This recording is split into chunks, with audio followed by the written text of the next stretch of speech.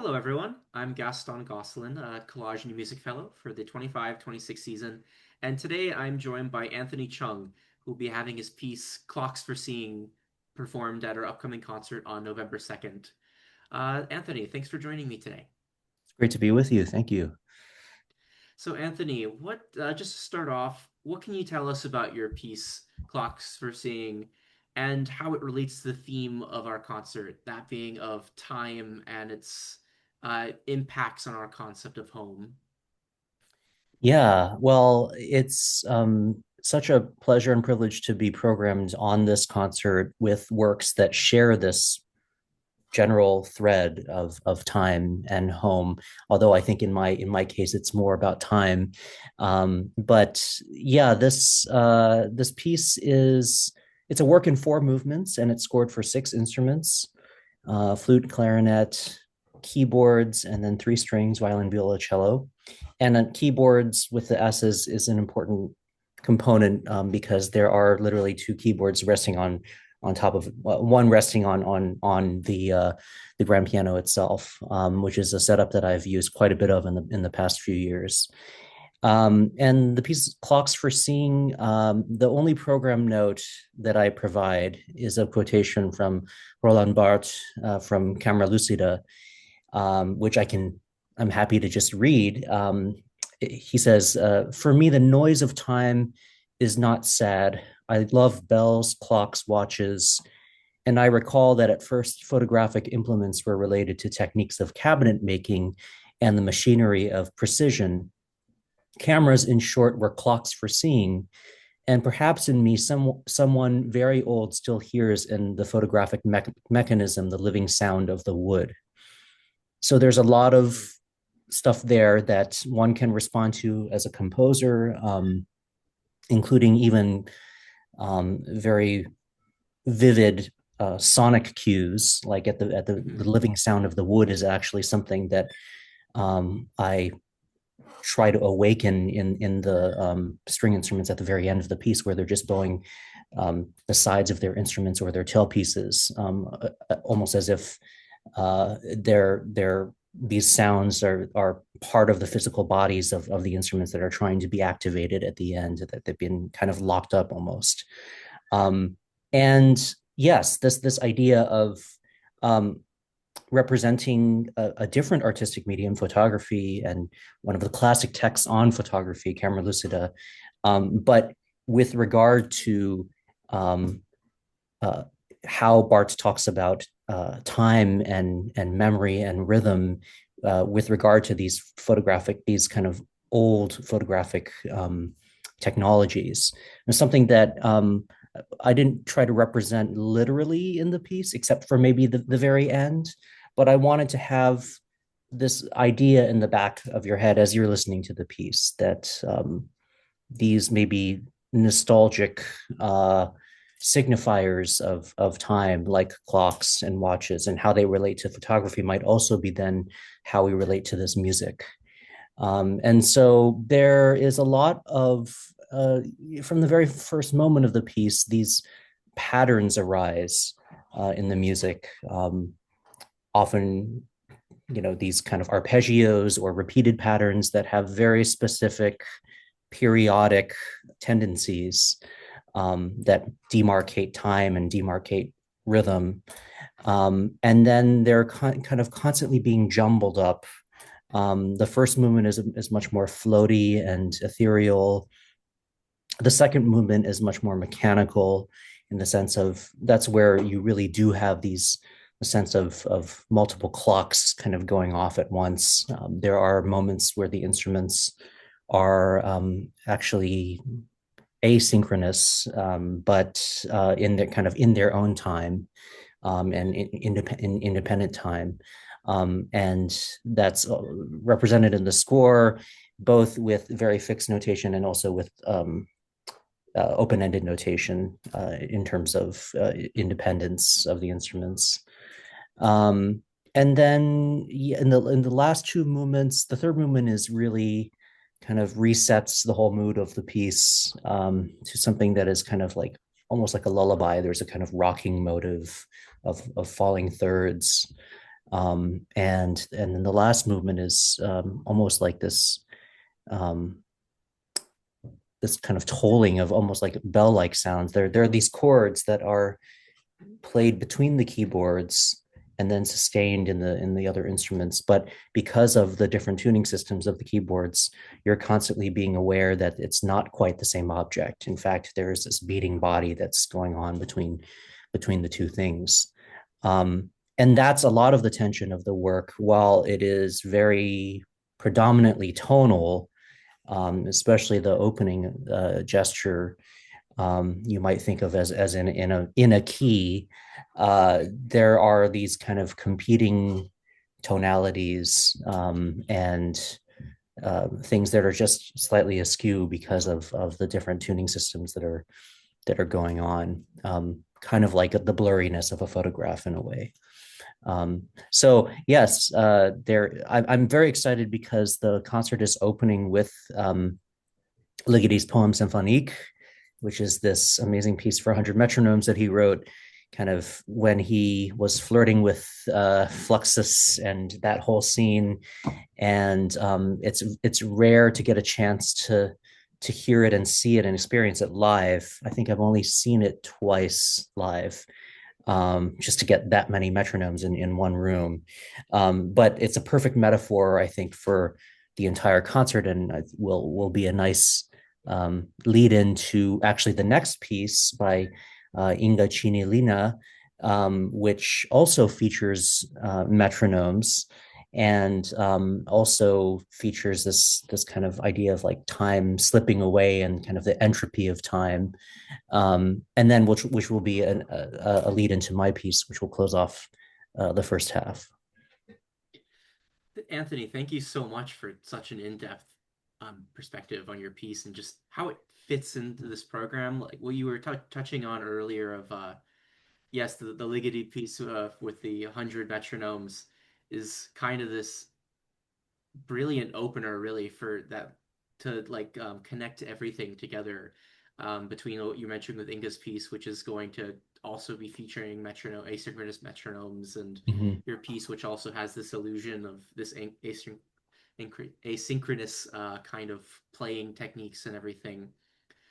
Touching on that a little bit, um, a lot of your music, and particularly this one, especially as well, it seems to toe this interesting line between this ambiguity of sound and familiarity at the same time.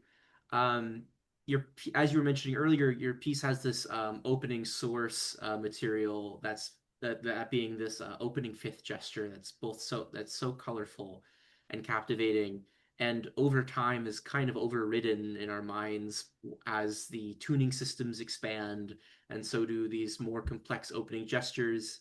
You're mentioning a lot of these allusions to the kind of very obvious sounds in the text you were talking about of the wood and the clocks, and not the clocks, but the cameras and the photography and everything. Mm-hmm.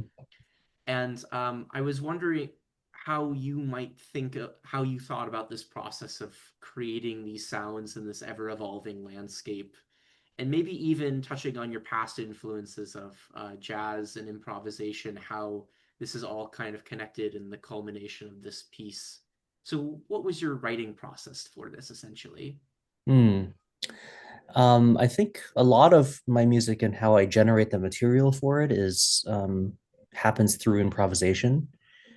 So yeah, you're right in saying that the background in I'm a pianist myself, and I kind of had parallel streams of influence as I was coming up as a pianist and composer of coming from both classical training and playing a lot of jazz and improvised music on my own in parallel, and having those two things inform one another. And it certainly informs the way I go about writing music, which often has a lot to do with just pure physicality, transcribing physicality of gesture, um, kind of capturing kind of improvised or improvisatory rhythms on the page, and kind of naturally having gestures propagate other gestures in a way so that it's I don't often use very rigorous processes in my music for that reason, but I want there to be, but there's often continuous transformation. So there's a kind of paradox of, on the one hand, it might sound process based because it's always kind of the moment I set something into motion, it feels like it's kind of like moving on. It's like transitioning into something else. Mm-hmm. And it never really sits still. I might repeat things, but those things tend to cycle into other things and tend to transform. So you're always kind of like moving just towards some other thing. But at the same time, that process is never kind of generated independently of the music. It's not like I impose some structure or some process on top of it. It always just kind of comes naturally, or is improvised. And so a lot of these gestures, including the first gesture, which is, yeah, as you say, the open fifths in both hands. So actually sixths together, but stacked fifths or stacked six Mm-hmm. in fifths, I should say, um, becomes this kind of engine that drives everything. And yeah, the thing that also intrigues me about these ambiguities, there's the ambiguities of the rhythm of the transformation, and there's also the ambiguity of the tonality. So I like to have things that are familiar. You hear that opening gesture and you think it's sounds somewhat familiar. It's an A major ish, and then it turns out that the right hand is playing on the keyboard, which is tuned in just intonation.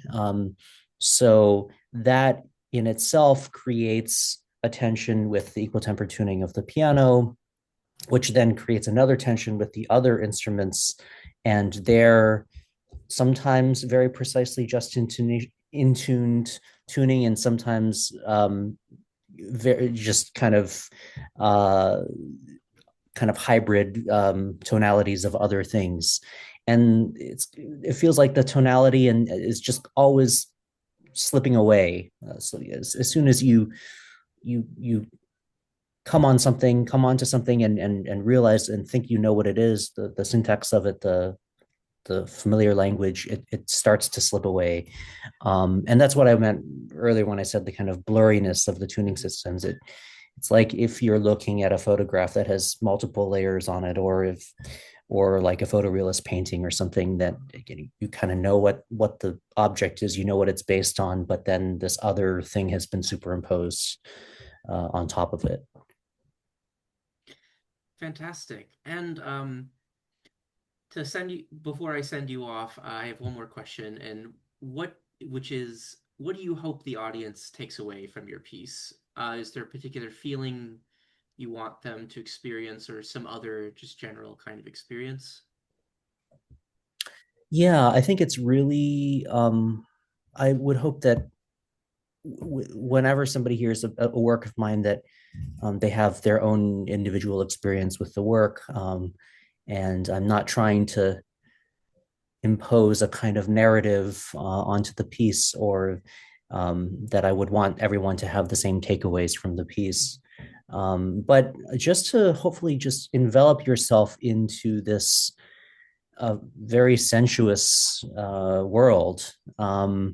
One of the pieces that I think, well, one of my heroes among composers is Maurice Ravel, and a piece like the introduction in Allegro, which you can just um, revel in the kind of the sonic beauty, the exquisite sensuous writing of that music without thinking too much about how it's constructed, and it is very tightly constructed. So I would hope that, yeah, you just kind of experience the flow of the work, how these things kind of gradually transform, and sonorities and harmonies bloom out of various gestures. And then when you're looking back on the 16 or 17 minutes that have elapsed when you reach the end of the piece, to not to think so much about how you got there, but maybe why you got there. And uh, as I said, the piece is unfolds in four movements, but it does feel like a continuous journey. There's essentially no break between the first two Mhm. movements.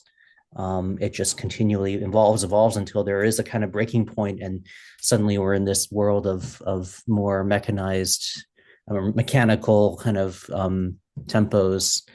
And then yeah, just the freedom to have different kinds of associations with the sounds that you're hearing. If you happen to hear clocks in the second movement, great. If you happen to think about tolling bells in the last movement that are just a consequence of these keyboards kind of moving in and out of each other's ranges, then great too. Those are certainly some of the images that I had when I was writing the piece. But I want everyone to have their own experience with the work.